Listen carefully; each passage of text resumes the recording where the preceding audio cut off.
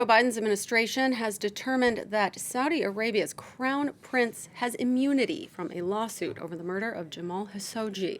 The decision immediately condemned by the slain journalist's former fiance, who wrote on Twitter, "Jamal died again today." Khashoggi was killed and dismembered back in October 2018 by Saudi agents inside the Saudi consulate in Istanbul. U.S. intelligence believes Prince Mohammed bin Salman ordered the killing. For more on this story, we welcome Karim Emil-Bitar to the program. He's a professor of Middle East Studies at the École Normale Supérieure here in Paris. Thank you so much for joining us on the program. Now, if the U.S. government believes that MBS directly ordered this killing, what explains this decision by the U.S. government? Former New York Governor Mario Cuomo explained it when he said that one campaigns in poetry but governs in prose. This is exactly what happened to Joe Biden. During the campaign, he used a lofty rhetoric. He wanted to mark a clean break with the complacency that Donald Trump had shown towards MBS. So Biden said he would turn Saudi Arabia into a pariah state and that he would be extremely harsh on MBS. The CIA itself had concluded that MBS was personally responsible. And yet, after his election, Joe Biden discovered that he had to govern in prose. He discovered that realpolitik always triumphed. And particularly after the Russian invasion of Ukraine, he became reliant on Saudi Arabia. He went over there. He did this famous fist bump with MBS, and he didn't get much in return. And this is what's really striking. And it provides fodder to the argument of people on the radical progressive side of U.S. politics who say that Biden was taken for a ride. Now, I want to explain a little bit more for our viewers exactly what this lawsuit entails. It's a civil lawsuit that's been brought by Khashoggi's fiance. This decision by the U.S. government, what effect could it have on the trial, and what could the trial potentially accomplish now?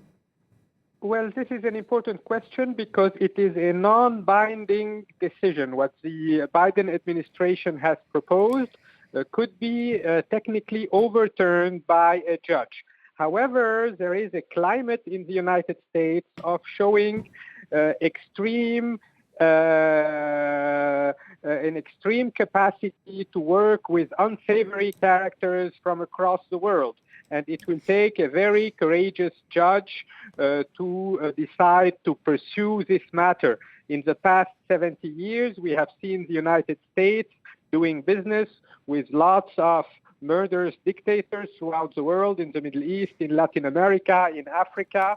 So geopolitical interests and economic interests always trump morality, and I'm not sure the U.S. legal system will be able to put an end to this unfortunate tradition. I mean, Biden's administration is saying, though, that their hands are kind of tied here, that they can't because of his diplomatic immunity, because MBS was named prime minister, that they can't say that he can be prosecuted. It is technically true, but they would have been able to put at least some pressure on him. They literally welcomed him back into the club of world leaders. They are working with him on a daily basis. So they have given him a new legitimacy. They were not obliged to do this. So technically they are right.